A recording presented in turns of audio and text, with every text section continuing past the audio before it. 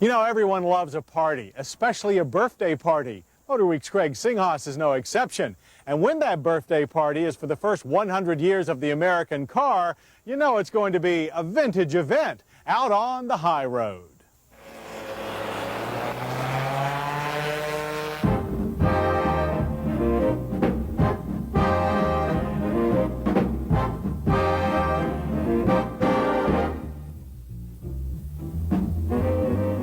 There's an old saying that you really can't tell where you're going until you're quite sure of where you've been.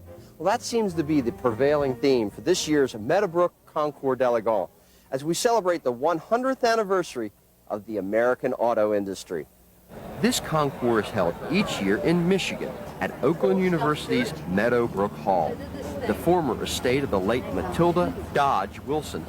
The concours benefits the preservation of this historic landmark and the preservation of so much more. It's extremely important to preserve the heritage of what has gone before, because the American car has gone through some outstanding periods. It's gone through some periods that we're less proud of, and I think now we're back on a roll internationally. But one of the reasons that we got off track for a while was that we forgot to look at our heritage of excellence in design and engineering.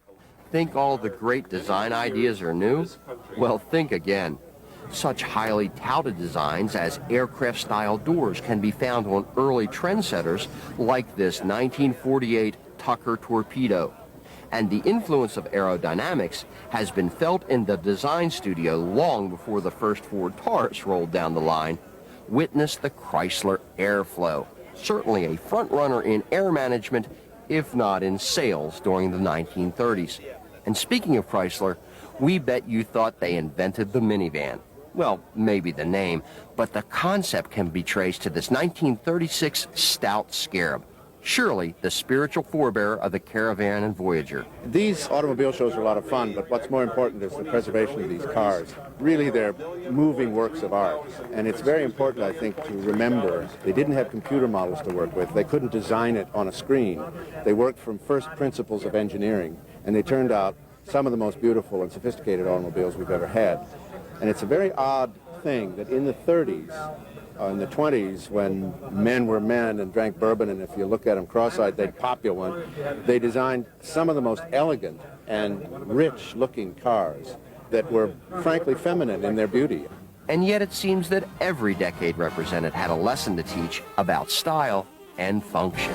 A show like this celebrates across the decades everything that was truly excellent to outstanding about American cars, whether it was in engineering or in design.